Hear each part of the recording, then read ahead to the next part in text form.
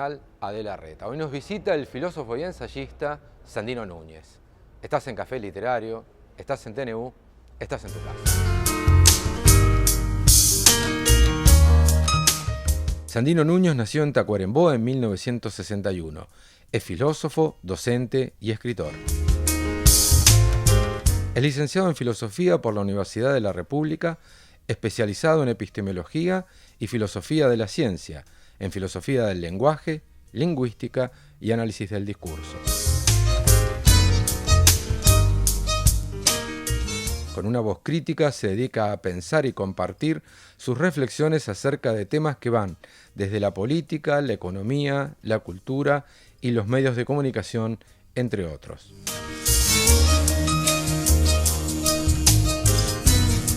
Fue coordinador de las páginas culturales del Popular entre el 85 y el 89, codirector del suplemento El Semanario del diario La Hora, director del suplemento La República de Platón y Tiempo de Crítica. En Televisión Nacional del Uruguay escribió el guión y condujo el programa Prohibido Pensar entre el 2009 y el 2010. El programa relacionaba la filosofía con hechos de la vida cotidiana y la cultura popular. El libro que reúne los textos de los ciclos emitidos del programa televisivo estuvo en Uruguay entre los 10 más vendidos del año 2011. Autor de varios libros, entre los que destacan Lo sublime y lo obsceno, Cosas profanas, El miedo es el mensaje y La vieja hembra engañadora.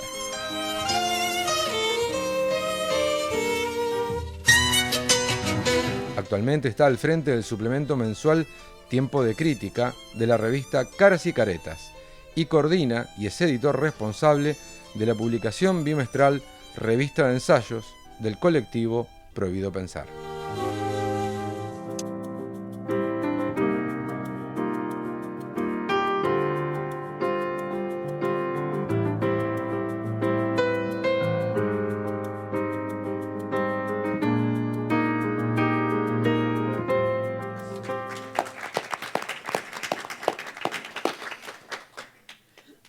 Mi querido, muchísimas gracias por aceptar venir al café aquí literario y conversar. De verdad, muchas gracias. No, gracias por invitarme. No, tranquilo. Yo estoy tranquilo. ¿Quiere café, té, jugo y el famoso sándwich o torta? Si es de porque chorizo, lo noté con hambre. Café. Café, solo café. Solamente. Agua mineral, gas sin gas. Yo esta parte trabajo de Agua mozo. mineral sin gas. Bien. Yo casi lo mismo pero con gas, si no le ofende. No, saque el gas de la suya y me la da. Sandino, hay una leyenda acerca de Tacuarembó y todo lo que de allí surgió. No es verdad. Quería tu versión. Ah. Es un momento de desmentir, por ejemplo. ¿Hay algo allí? Mi especialidad. Por eso. Los demás hubieran abonado la teoría, pero ¿hubo algo allí que pasara por los 60 y los 70 que tuviera que ver con todos aquellos que vienen de Tacuarembó? Darno, Boder, Bocha, y hay una cantidad, ¿no?, que uno puede sumar allí. ¿Algo atraviesa esa generación? No. El año pasado fueron de Discovery Channel a hacer un programa, un periodístico de investigación. Creen que hay un campo magnético. Ajá. Porque además es como hay una antigua civilización, digamos, que fue como que solamente quedan los fósiles y yo soy uno de ellos. Y eso explicaría todo. Eso explica todo, señor. Bien. Son nuestros ancestros del espacio exterior. Pregunto, ¿por qué Sandino y no Augusto César? Habría que preguntarle a una persona que no está, es mi padre. Sí, pero ¿alguna vez usted imaginó una respuesta para eso? No, fue una especie de bravuconada latinoamericanista de mi padre, que en determinado momento los dos lamentamos. Sí. Claro, pero pudiste haber sido Augusto César Núñez y no Sandino. Se supone que el homenaje era más explícito poniéndome el apellido. Mi hermano tuvo un poco más de suerte que yo. ¿Qué le tocó? Emiliano. Ajá. Sí, señor. ¿Vos hubieras querido ser él? No. No, yo estoy conforme. Yo pensaba que Sandino hay uno y Augusto César hay varios, y ahí ya había como un destino, ¿no? Estabas como llamado a ser... Yo tengo un apellido por nombre. Hay gente que no tiene apellidos, como Luis Miguel, por ejemplo. Sí. Ujú. Y nada, vos decís que lo de Sandino tenía que ver con una bravuconada latinoamericana. Además, a esta altura estoy tan habituado, No, yo entiendo que estés habituado, que es pero como ser bípedo. Es decir, ser sandino es como ser varón. Es como, y ya está, yo no lo elegí. ¿te gustan hacer preguntas o elaborar respuestas? Fucha, no veo muy bien la diferencia a veces. Diría que a veces las preguntas toman la forma de una respuesta y al revés. Y entiendo que, en cierto modo, la tensión teórica está entre esos dos géneros muy diferenciados, pero desde un punto de vista estrictamente gramatical diferenciados, y no necesariamente desde el punto de vista del lenguaje, digamos. ¿Cuándo te viniste de Tacuarembó? ¿Cuándo viniste? O sea, ¿cuándo dejaste Cuando Tacuarembó? contaba con tiernos 17 añitos. ¿Viniste ya con la idea de hacer filosofía? No, en absoluto. ¿Y por qué? Vine con la ver. valija llena de esperanzas. No, Bien. Pensé vine que traías porque era- peines para vender, no. No. No. Vine porque era una rutina de la clase media del interior. Vine a estudiar, ¿Por qué filosofía? por Descartes. Bien, me parece muy... Digo porque No, es un es antecedente- literal. Yo iba a hacer Sí, matemáticas. no, está bien. Sí. Iba a hacer matemáticas. Digo, pues es una profesión que, supongo yo, que en la medida que uno la inicia, se entera que a Sócrates o lo mandaban al exilio. Es una profesión que promete un suicidio, por lo menos en principio, ¿no? La polis a Sócrates le dijo, bueno, flaco, todo bien, pero... Pero usted corrompe a los jóvenes. Sí, yo con esa parte no me iba a meter, pero objetivamente no le fue muy bien. Uno podría pensar que es una profesión signada por un destino de exilio, Sí. por lo menos. Pero es una profesión que al mismo tiempo, si uno se la toma bien, tiene la ventaja de que uno no calcula riesgos. Uno no piensa en costos y beneficios, porque si no, no hace filosofía. No tiene salida laboral, digamos. Y más allá del descarte, ¿por qué filosofía? Por Descartes. ¿Entre cuántos descartes? Yo rengueaba para el lado de las letras, Sí. desde mi más tierna infancia. Pero quise hacer matemáticas, porque me gustaba mucho matemáticas. Hice un año de ingeniería, Sí. fue una experiencia bastante fea. Fui a inscribirme a Facultad de Humanidades, estoy hablando del año 80, 81, 82. Y en la licenciatura de Filosofía había 6 inscriptos, con un cupo de 60 personas. Me pareció que esos 6 estaban como amontonados en un papel enorme, y pensé que agregar mi nombre no estaba mal. Y quedé ahí.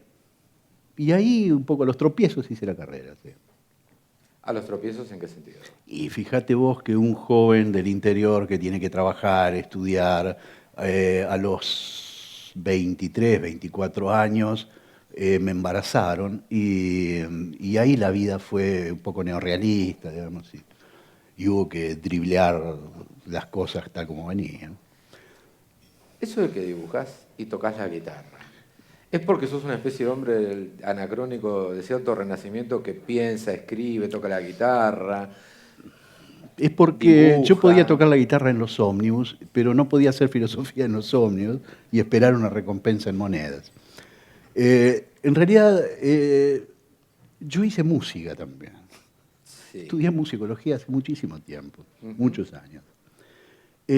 Tocaba el violín y me prestaban el violín y yo lo llevaba a una pensión en la que vivía.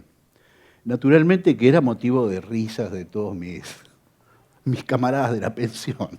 Tocar el Ver violín. aparecer un tipo con apuntes en griego y con Sí. un violín era de lo más extravagante, sobre todo porque tenía acento canario y cosas por el estilo. Era un personaje muy lindo, realmente. Sí. Pero ese perfil no es anacrónico, del de tipo que se maneja por varios perfiles del arte, del pensamiento. Sí, yo diría que es anacrónico ya del siglo XVII en adelante, es decir, es una figura anacrónica. Y resulta que si el anacronismo hay que medirlo contra cierto inexorable paso de un tiempo mecánico que exige determinadas cosas, como una incesante adaptación técnica a los tiempos que corren, etcétera, sí, es anacrónico. Pero al mismo tiempo hay en esa figura de anacronismo, supongo yo, una especie de contrafigura. Es decir, hay algo del orden de resisto, Claro. que a lo mejor no está mal sostener. Para ser prohibido pensar, ¿ubicaste una línea discursiva que pudiera, digo porque filosofía y medios es un tema que está en vos siempre, pero de ahí a hacerlo en los medios es un plan? ¿Cómo fue la estrategia de Sandino, porque vos escribiste los guiones, cómo fue la estrategia de a quién me dirijo, quién está enfrente? ¿Es lo mismo que escribir? ¿Es lo mismo? Para nada, supongo. Hay un autor con quien yo no simpatizo gran cosa, pero esto no es la historia de mi simpatía. Sí. Este filósofo, Nietzsche, Friedrich, que resulta que, creo que Ecce Homo, lo subtituló Un texto para todos y para nadie. Hubiera puesto para naides y quedaba mejor. Texto Acá. para todos y para naides, así le había puesto. Resulta que eso define un poco cierta actitud con relación a aquel que te va a oír. Porque en definitiva se trata un poco de eso. Es decir, cuando uno habla, uno no hace un marketing del auditorio, a menos que uno sea un empresario. Cuando uno se considera un ser parlante y no necesariamente un emprendedor, sencillamente habla.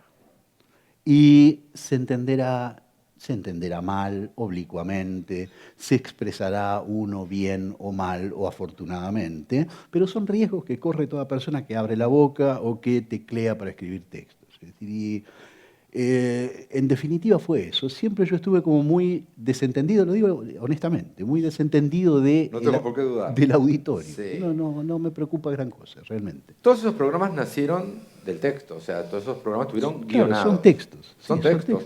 Que al ir al libro que los recoge, ¿fueron retocados? No. Lo que salió por la tele Salió en el libro. salió en el libro. O sea que no hubo un trabajo de, en cada soporte, esto se dice o se expresa de determinada manera. No, en absoluto. Lo único que hubo sí fue un trabajo a nivel de lo que la retórica de Aristóteles llama dispositio. Mirá qué culto que estoy. La organización de los textos. Traté de agruparlos temáticamente, si no recuerdo mal, y de darle cierta continuidad pensando en una persona que lee. Entonces, no hubo una elaboración de esto no lo pongamos porque se va a complicar. Recuerdo un libro de Carl Sagan que decía que por cada fórmula matemática que pusiera iba perdiendo un lector y que por lo tanto iba a tratar de poner una sola al principio del libro. Eso le pasa solo a los matemáticos. Bien, vos decís que acá... Porque calculan los lectores que pierden. No estaba eso. No, en absoluto. No estaba eso. No. ¿Y hasta dónde pensabas llegar? Es incómodo un silencio, ¿no? Sí. ¿Y hasta dónde pensabas? O sea, digo, está bien, vos decís que no calculabas. Mientras no hubiera cierta fatiga de los materiales, digamos. Sí. Es decir, el programa tuvo el ciclo que tuvo porque nos empezamos, no solo yo, todos, a aburrir un poco de lo que hacíamos. Ya como entrábamos en una especie de rutina, se repetía. En primer lugar, yo nunca pensé en algo como filosofía y televisión, jamás. Jamás, no. Más bien que pensábamos hacer un programa, o esa era mi idea, y a lo mejor alguien me engañó, hacer un programa de crítica cultural en televisión con apoyo gráfico, etcétera. Es decir, era esa la idea, y no mucho más allá. El asunto era cómo sostener media hora de crítica cultural en lenguaje televisivo. Entonces, o bien fatiga, o bien inventás modos de acortar camino que se vuelven como estribillos o secuencias rutinarias, etc. Te pregunto esto porque una de las ideas que trabajás en El miedo es el mensaje es aquella de que cada vez hay más lugares donde decir y menos para decir. Y tener para decir en la televisión uno podría pensar que es un lugar más. Ahora, el asunto es tener algo para decir. Cohabitando en ese medio, de alguna manera, tratabas como de resignificar o de discutir con ese plan. Sí, claro. Ahora, los malentendidos podrían haber llegado demasiado lejos. Sí. Me podrían haber dado uno de esos premios que dan a los medios o a los programas o cosas, porque yo no recuerdo ahora cómo se llaman, y creo que hubiera coronado un himno al malentendido, porque en definitiva yo no estaba con muchas ganas de ser medio o mediático o conductor de televisión o lo que fuera. Eso me parece verdaderamente absurdo, me divierto mucho pensando eso. ¿Tenías en vista CISEC a la hora de...? Porque no solo escribís, sino que haces la performance. Digo, la hacías la performance. ¿Vos De decís que yo le hacerlo. copio a Zizek? No, no, yo digo si lo tenías visto Él y me él... copia. ¿A vos? Sí, Vino claro. con el Discovery Sí, sí, Channel absolutamente. Vino con el... vos. No, digo, porque es una apuesta que de alguna manera camina por algunos lugares parecidos. Las películas sobre la guía perversa del cine, las apariciones de CISEC en ¿Vos público. me creerías si yo te dijera que no vi un- una intervención televisiva de Zizek? Yo estoy dispuesto a creerte, no tengo problema No ponerlo en las he visto. duda. Realmente no las he visto. No las he visto porque me abruma mucho el formato audiovisual. Yo no miraba los programas que hacían. Claro.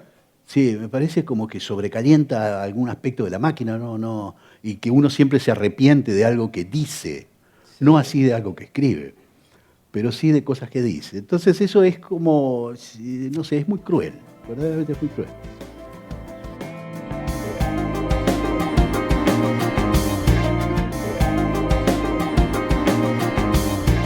En el miedo es el mensaje, hay otro plan que tiene que ver con la pintada, el graffiti, el pasacalle, las redes.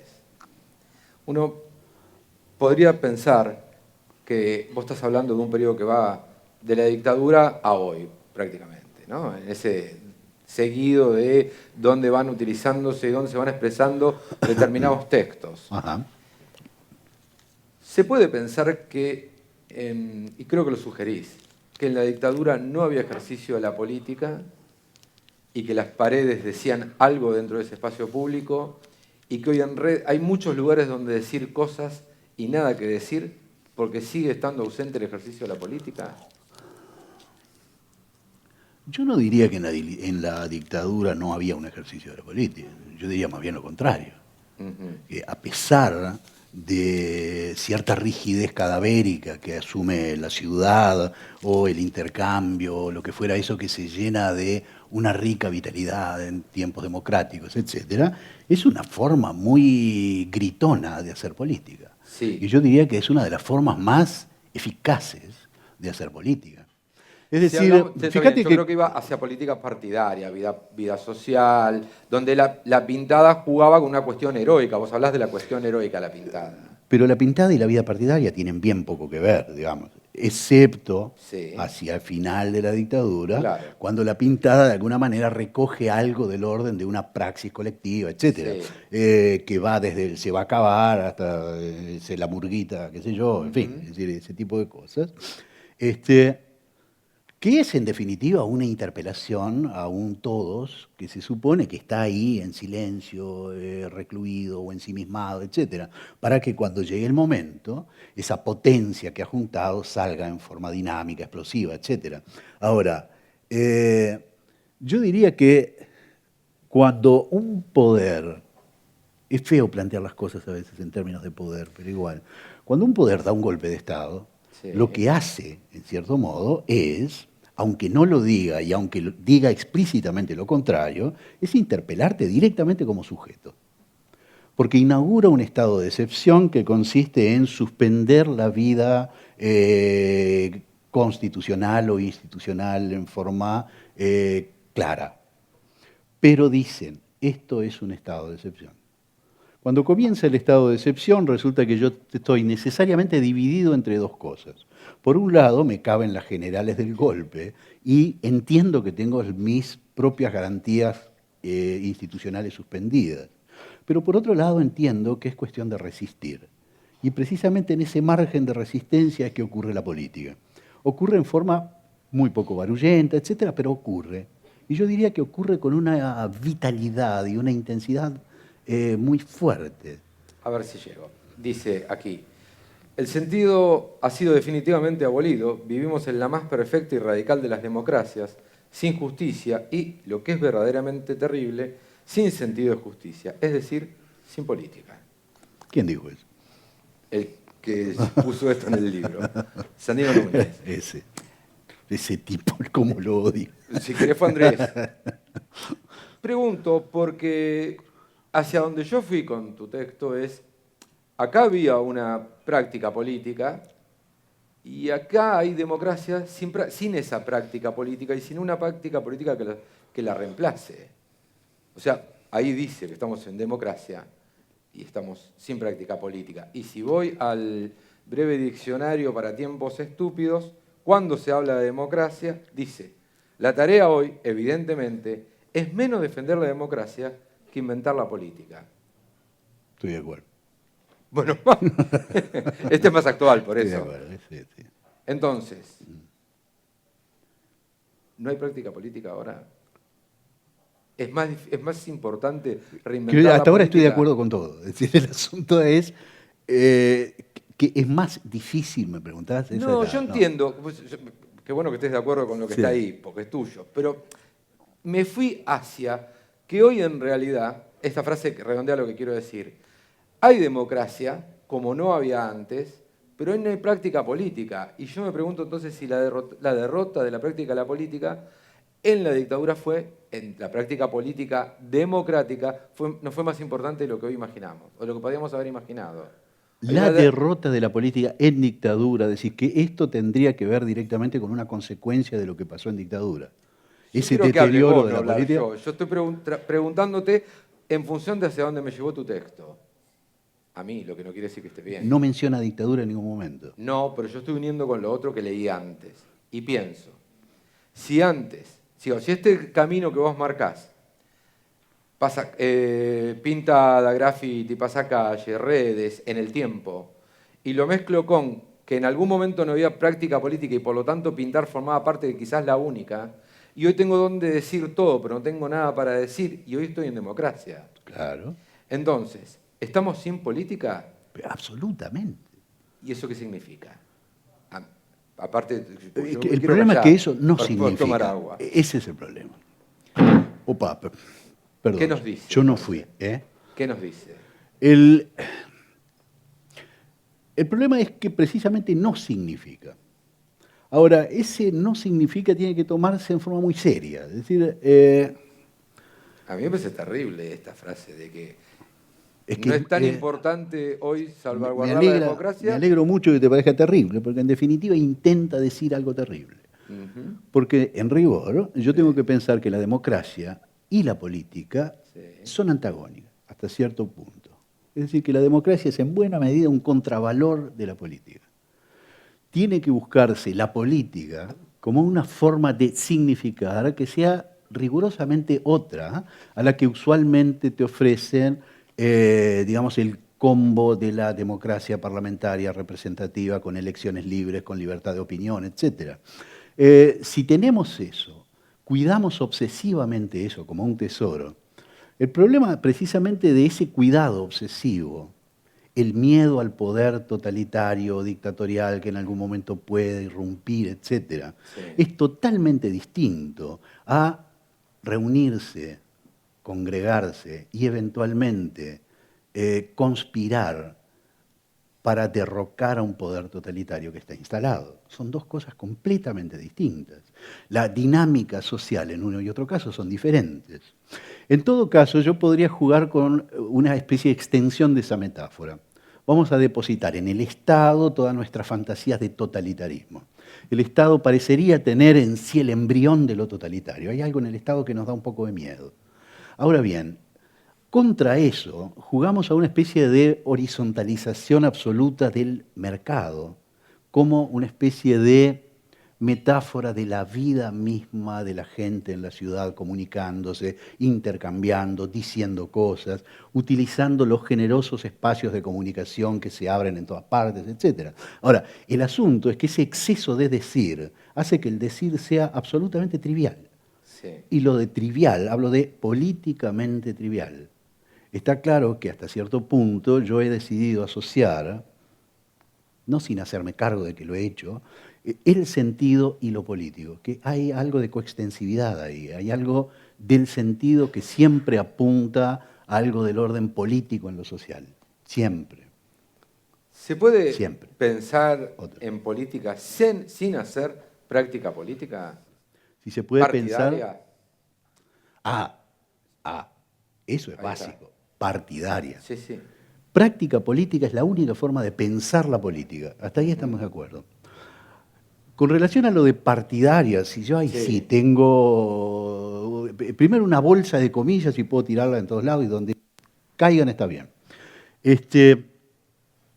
No pensaría la política en términos de institución partidaria. Creo que lo que habría que hacer es un esfuerzo de pensar que la práctica política, me voy a permitir una intervención universalista, digamos, que la verdadera práctica política está por fuera de las instituciones partidarias. Un filósofo francés, un poco más viejo que yo, que se llama Alain Badiou, dice, digamos que sobre todo los siglos XIX y XX fueron los siglos de partidos. El XX fue claramente un siglo de partidos, ¿no? Es decir, ahora el partido cumple con una función que es la de llevar al movimiento social, el movimiento social que en sí carecería de sentido político, sería meramente social, al Estado. O por lo menos de representarlo en el Estado, Parlamento, Poder Ejecutivo, Poder Judicial o lo que fuera.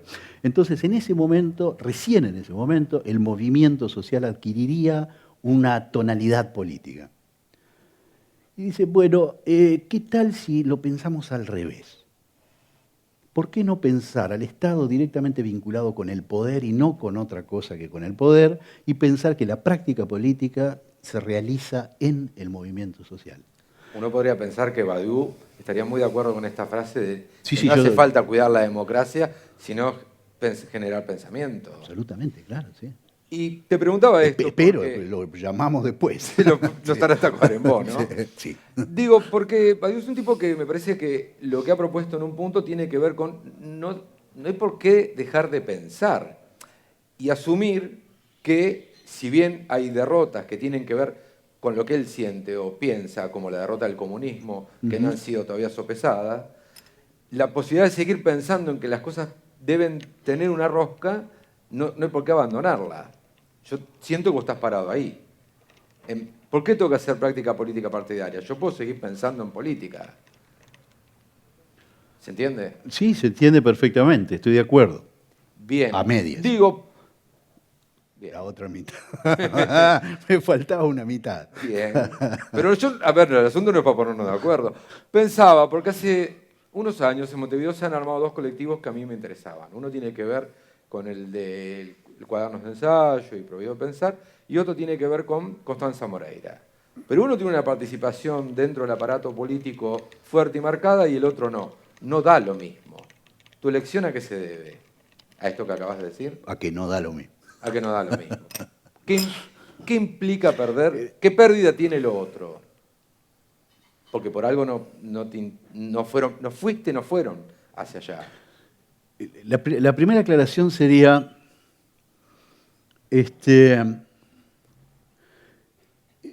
yo no renuncié desde un punto de vista práctico a algo como la existencia de los partidos políticos.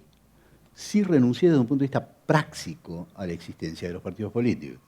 Eso quiere decir, para mí, no solamente el hecho de que puede resultar difícil o complicado encontrar política dentro de la figura partido o de la forma partido, sino que no es teóricamente posible encontrarlo. Entiendo, y no solamente porque tienen deudas contingentes, digamos, con la historia, con los sponsors, con el electorado, con eso que cada vez aproxima más la política a una especie de mercado libre, digamos. Es decir, la mejor cara, el mejor discurso, el mejor saco, el mejor traje, etc. O bien el peor, está claro. Que son formas como de iconizar, fetichizar, apuntar directamente a los estribillos atolondrados y al aplauso atolondrado de la masa, etc. Ahora, si uno entiende que política es otra cosa, es una calificación del sentido, es una calificación del propio lenguaje, del propio pensamiento, lo mejor es buscarla en otra parte. Eso es lo mejor. Ahora, ¿Eso quiere decir renunciar a una inscripción política? Sí, si hablamos de una inscripción política en un partido, o en la forma partido, o en una Sí. forma institucional, etcétera, ¿no? Ahora, ¿eso quiere decir renunciar a la política? No, al No. contrario. Es Ujú. precisamente el amor a la política, supongo yo. Y la pregunta entonces ahí, que no le puedo hacer a Badiou, pero te la daría a ti, es, Sí. desde ese lugar se puede generar pensamiento crítico, se puede generar práctica política, pero eso no mueve la aguja de la política. Y entonces, La aguja de la política par- habla política, desde partidos, democracia. es distinto, es el Sí, lugar sí. donde se toman las decisiones. Esa no es la aguja política. Ujú. Lo primero es que tenemos que habituarnos a pensar ese desplazamiento. La política no está ahí, Sí, está en otra parte. Ahora, esa otra parte no quiero defenderla en forma narcisista. Quiero entender que sí. esa otra parte también obedece a una lógica distinta y a un principio como de habitabilidad completamente distinto. En primer lugar, la exigencia de ansiedad, la exigencia de la ansiedad, ¿cuándo cambian las cosas? Ahora, ustedes que critican tanto, ¿qué proponen? Claro. ¿Cuál es la alternativa? Ujú. Bien, eso está Y, precisamente dentro de la lógica ansiosa del poder, de la gestión, de la gerencia, de la obtención de resultados, de la ansiedad, etc. Precisamente a la política no se le pueden pedir resultados. Vamos a empezar por ahí. La política debería ser redefinida no como un medio que alguien usa para hacer algo, sino como un fin en sí mismo. La política es como sí. pensar y como hablar. Y creo que eso es lo que resume un poco la cosa. Es decir, tenemos que habituarnos a pensar la coextensividad entre la política y el pensamiento. Allí la filosofía es una herramienta. Absolutamente, claro. ¿Cómo opera en Sandino esa Como los herramienta? griegos querían hacerlo. Ahora, lo que pasa es que, como los griegos viejos, no hablo de los griegos Sí, sí. pobres, sí. Hablo de los griegos viejos que eran dos. Había Dos. dos griegos viejos. Y uno era Platón y el otro Aristóteles. ¿Eh? Este, ellos básicamente plantean que la práctica política está profundamente vinculada al logos. Logos, lenguaje, es también y sobre todo ley, razón. Es la forma en la que está organizada la vida pública. Antes de logos hay vida, pero no hay organización razonable de la vida. Y por Ujú. razonable se entiende la introducción de eso que Platón llamaba ideas, que están malentendido la mayor parte del tiempo. Vivir según la idea de bien, vivir según la idea de justicia. Es raro, es muy raro, porque ni la justicia ni el bien son imperativos categóricos, es decir, no son arquetipos que cuelgan en el horizonte y que nos llaman o nos convocan, sino que son básicamente formas negativas. A ver, me explico así. Eh, yo no puedo definir la justicia, Sabes lo que no es. no puedo definir el bien, no puedo definir la libertad. Sí. Sin embargo, yo reconozco inmediatamente una situación injusta ni bien la veo. Eso quiere decir que implícitamente la idea de justicia funciona como una especie de falla en la vida de lo observable y en la vida de los fenómenos. Reconozco una situación injusta, reconozco una situación mala, reconozco la falta de libertad. Lucho por la liberación, pero no tengo idea de lo que es la libertad. Y en cierto modo eso es la Y eso subjetividad funciona si no política. hay ansiedad electoral, digamos. Absolutamente. Ni electoral ni, digamos, resultadista en el sentido Ujú. económico. La lógica económica no puede colonizar a la política, ya que la política, de creerle a los griegos viejos, Ujú. aparece como una especie de puesta en negación de la economía. ¿Qué hay antes de que aparezca la política? Pregúntale a un griego. Si ves a Platón, Sí. llegás a ver a Platón, ¿qué hay antes de que la política aparezca? Economía. Oikos, que es la palabra que ellos usaban para hablar de la casa con S, Bien. es también la unidad productiva y la unidad de intercambio. Es como la granjita, el pequeño productor, el tipo que tiene un par de vacas, una cabra, tiene aceitunas, hace aceite. Negocia con otros oikos su excedente. Las cosas se organizan espontáneamente porque los excedentes de producción se intercambian y más o menos las cosas se acomodan. Ahora, esto es una comunidad de gente que sobrevive junta. Eso quiere decir que en algún momento, cuando llegue el punto, no va a haber un lenguaje para pensar lo injusto. No hay. Eso únicamente ocurre en la polis, que es el antagonista del oikos. Si uno suma oikos a nomos, que es el conjunto de reglas espontáneas, digamos, que relacionan a los oikos, lo que nos queda es economía. ¿Está claro? De manera que economía es la lógica misma de la vida antes de que aparezca la polis, antes de que aparezca el logos, la idea, etc.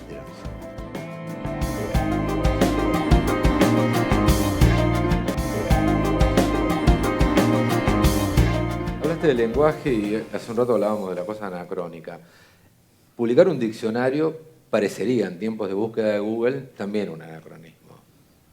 Y acá hay definiciones. Yo leí la que me pareció más fuerte, que tiene que ver con lo de la democracia y la política, pero hay otra que, entre tantas, que me parece que es interesante, que es la de activista. Que dice, es que la definición misma de militante es estar al servicio de una causa o una idea, es decir, al servicio de un reino que no es de este mundo. Jesús. Por ejemplo. Pero entonces, la política no está allí y la práctica política ahí está como alejada de la práctica política. Porque hay acto de fe. Yo, si algo hago, es creer en la causa. Por supuesto. ¿Y cuán grave ha sido, y vuelvo a Badiou, la derrota del comunismo, entonces? A ver. Si es que considerás que es así. Yo no podría nunca pensar en un sintagma como la derrota del comunismo. Porque el comunismo, lo diré así. Capaz que Badiou no lo dijo así, no le echamos la culpa al pobre. No importa, yo entiendo más o menos cuál es el espíritu de la cosa. El comunismo no es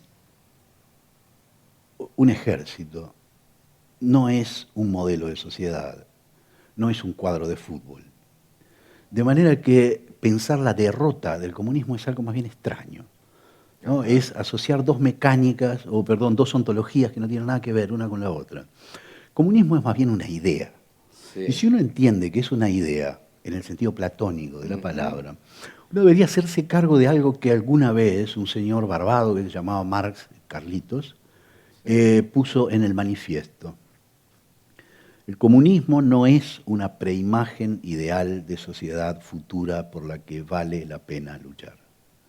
Si es algo, dice, es algo que deberá surgir de la crítica que hagamos de un modo de producción histórico llamado tal y tal.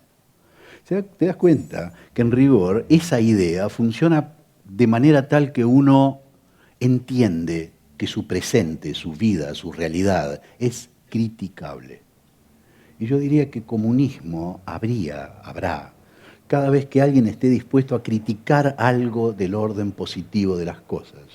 Pensar una especie de suspensión de esa creencia ciega en que la vida es efectivamente un metabolismo que empuja, que no nos da respiro, en fin. Pensar que hay una lógica distinta. Y yo me conformaría con eso. Naturalmente que decir eso es decir un poco, pero sí. Yo con eso estoy como bastante satisfecho, por lo menos por ahora. Después el postre. Creo que hay postre, puedes ¿Sí? pedir, ¿eh? Quiero. ¿Querés? No, puede haber, ¿eh? En este diccionario, si yo te diera 3 palabras que no están, pero que me interesan, me gustaría saber si tenés ganas de ver qué pensás hoy que si es que pudieran estar acá, de palabras como tolerancia, diversidad, femicidio. ¿No está tolerancia ahí? No. Bárbaro. No. 3 veces, yo le creo. porque me interesaba. No, yo le creo. De tolerancia no está. De hecho, en el Facebook del auditorio figura que está tolerancia y dije, me metí la pata. Y no, fui de nuevo. Tiempos, totalitarismo, transición, turista. No. Hombre. Ese diccionario está lleno de agujeros. Pero sí, pero te estoy dando la posibilidad de, si tenés ganas, pensar alguno de estos 3 términos. Tolerancia, diversidad, femicidio. Sí, claro. Claro. Voy a irte el postre mientras.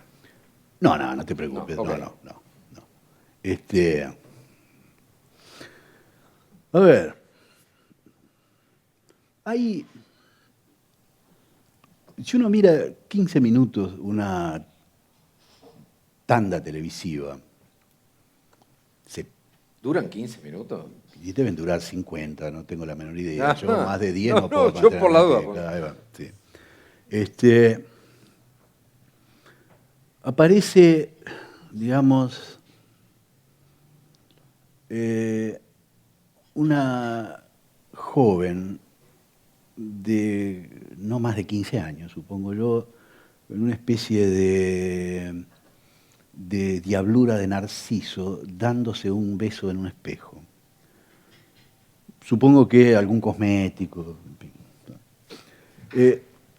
O si no, ni bien volvemos a la realidad. Resulta que acaban de incendiar un ómnibus en tal lado y las hordas primitivas se descuelgan de las zonas más oscuras de la ciudad y todo el mundo tiene que poner las barbas en remojo y cosas por el estilo. Y que no puede ser porque hay pocas cámaras, entonces tenemos que hacer seguimiento. ¿Sí? Ahora, ¿en qué se parecen una y la otra? A mí me da la sensación de que son dos momentos del mismo artefacto. Una dice, yo soy el otro. En la otra se me dice que el otro es un extraterrestre, que tiene que ser objeto de un programa de Discovery Channel. Sí. Es decir, el otro es un expulsado radical, tiene que ver con una opacidad absoluta, radical, con relación a la cual yo no tengo ninguna hipótesis. Es un otro absoluto, un extraño. Ese extraño llega como a momentos de poesía, verdaderamente, cuando una señora echa un desinfectante en los muebles, porque sus hijos pueden ser devorados por esos cositos, que están ahí precisamente para agredir a los cuerpos y a la vida. Sí. A la vida, sin calificación, no son enemigos ideológicos, no sé si se entiende, son monos o pequeños cositos así que son como los hacen los sismos, ¿te acuerdas de los sismos? Sí, por eso. Son los famosos monos de agua. Sí. Los hacen con animación, por lo regular las bacterias y ese tipo de cosas. No querés hablar de ninguna de las tres. No querés hablar de ninguna de las tres. No, un segundo. Paciencia fue la virtud teologal que invoqué al principio. Sí. Sé que la televisión y la paciencia no se llevan y por eso dejamos hacer el programa. Sí, está bien. Están ahí. Fíjate atacando. Vos, claro, sí. Que la tolerancia, en este caso, vendría a ser una figura casi normativa que liga los dos momentos. Sí. El momento de envoltura narcisista de un yo en sí mismo, como si fuera una máquina autoconectada, esa especie de erotismo masturbatorio que todo el mundo parece tener, etc. O si no, ese terror a la extranjería radical. De pronto, en un momento, el otro es yo. En el otro momento, el otro es el acosador, el tipo que me amenaza, pone en jaque a todo mi cuerpo, a mi metabolismo, a mi casa, a mi propiedad, etc. Ahora, naturalmente que este estado de erizamiento de lo social, el primero es una especie de estado de distensión absoluta, sí. Es el nirvana del goce. El otro más bien es un estado de erizamiento, la persona quiere boxear. Ahora, ese estado de erizamiento únicamente puede ser manejado normativamente, apelando a nociones bastante enclenques, como tolerancia. Tolerancia es como la contrafigura del odio. Yo solamente tolero algo a lo que no he querido, o no tengo la menor voluntad de realizar una especie de aproximación interpretativa que tenga hipótesis, etc. Es más bien algo que tolero. Ahí estaba ayer, hoy está ahí, mañana va a estar ahí. Lo mejor es bancárselo, sí, como a la lluvia. Uno no se enoja porque se le moja el pelo. Están ahí como grandes herbívoros, no se sabe muy bien por qué están, pero sin embargo están. Y no hay explicación, ni por qué, ni significado, ni sentido. Sencillamente se sabe que están, que viven y que amenazan al cuerpo de las personas razonables. La actividad de pensar es la práctica cotidiana en alguien que se dedicó a la filosofía, al lenguaje. Es una práctica cotidiana, forma parte del respirar. Sí, claro, sí.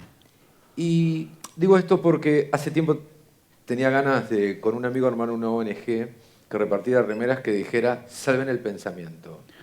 Salven. Salven el pensamiento. En vez de salven las ballenas, claro. Salven el pensamiento. Liberen al Willy. Claro, liberen a Willy.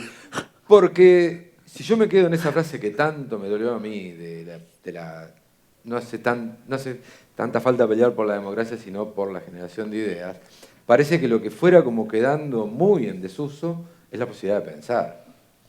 Y con eso generar, no voy a decir generar porque si no me voy a embretar, la posibilidad de pensar. Ajá, ajá. Hay los poderes opresivos o digamos, autoritarios, Sí. allí donde el poder se respira o se ve o se siente, Sí. hay una especie de agresión.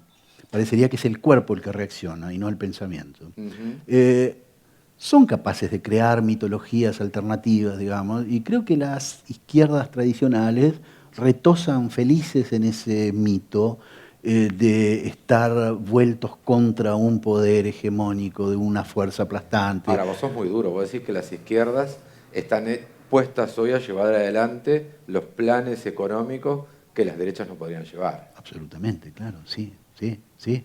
En primer lugar, porque sus compromisos son menores y por lo tanto encarnan con mucha más comodidad ese ideal técnico de gerencia o de gestión de la economía, Sí. que a la derecha les resulta un poco más complejo, ¿no? Dentro de las izquierdas... De todas formas, es cuestión de tiempo. Es decir, si lo único que hacemos es relevar gestores o gerentes, ya que en algún momento, digamos, el modelo de la sociedad fue o bien la fábrica, o bien la máquina, hoy parecería ser, o bien la fábrica, o bien la vitalidad atareada del mercado, entonces se habla de la carnavalización y cosas, o bien la sobriedad casi quirúrgica de la empresa, con una cadena de mandos que se basa fundamentalmente en la división técnica del trabajo, la capacitación, la especialización, el afinamiento técnico de los cuerpos, la idea de, ¿cómo es que se llama eso?, de la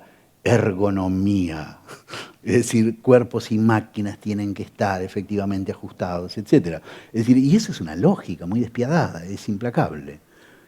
¿Hay algo entre la ansiedad de la que hablabas hace un rato y la posibilidad de producir pensamiento crítico para aquel que podría decirte, y bueno, pero entonces ustedes solo critican? ¿Qué hay para quien queda allí en el medio? Y yo diría que para ese que dice usted solamente critica. Y nada. No, pero que tiene ganas de, digamos, que no está en un plan yo critico porque está bien, critiquen, y no importa si se va hacia algún lado. Porque alguien puede decir, bueno, me parece bárbaro, ¿no? La izquierda es esto que vos acabás de... Bueno, pero ¿a dónde vamos?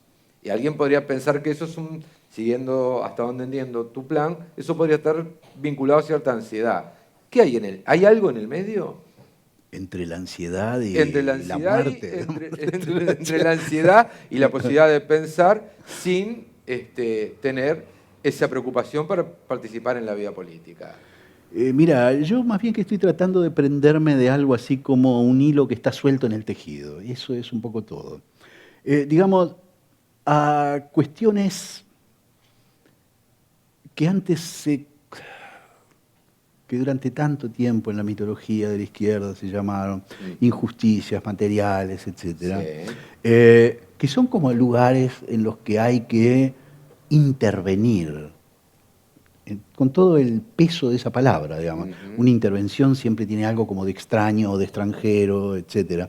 Una intervención también tiene algo como de performance o de gesto estetizante, etc., ¿no? Es decir, interviene un artista, suponete, ¿no? En que hay momentos, diría yo, en que algo como la distribución justa del bien social o de la riqueza social es estrictamente necesario. Es decir, ahora, eso no debería ser el objetivo de la política. Eso debería ser el axioma de la política. Es decir, la política debería estar apoyada precisamente en esa convicción. El bien social debe ser distribuido en forma justa. Ahora, ahí no hay forma de claudicar. Quiero decir, no hay forma de claudicar. No hay claudicación posible, eso es lo que quería decir, ¿no? Ahora, eso no puede ser el fin de la política, ¿está claro? Es decir, la política se supone apuntaría a otra cosa. Apuntaría, yo diría, a la idea, apuntaría podía aflojar con la ansiedad y darte segundos. al amor. ¿Y vas a Badiou de nuevo? No necesariamente. No, cada vez que digo amor no pienso en Badiou. Es decir, bueno, por suerte. Se me por pasan suerte. un montón de figuras por la cabeza, pero Sí. Badiou por suerte está como fuera de las diapositivas. Jamil Echemendi en la producción del ciclo, la librería Purpuria, que es quien nos da el material y que hoy está aquí, como siempre, con los libros de quienes vienen acá. Los muchachos de Televisión Nacional del Uruguay, de Radio Nacional del Uruguay, que permiten que esta conversación sea transmitida en otros formatos y en otro horario. A todos ustedes que nos acompañaron y a ti, Sandino, por venir acá, muchísimas gracias. No, gracias a ti otra vez. En el próximo encuentro nos va a acompañar el poeta Luis Bravo. Muchísimas gracias a todos.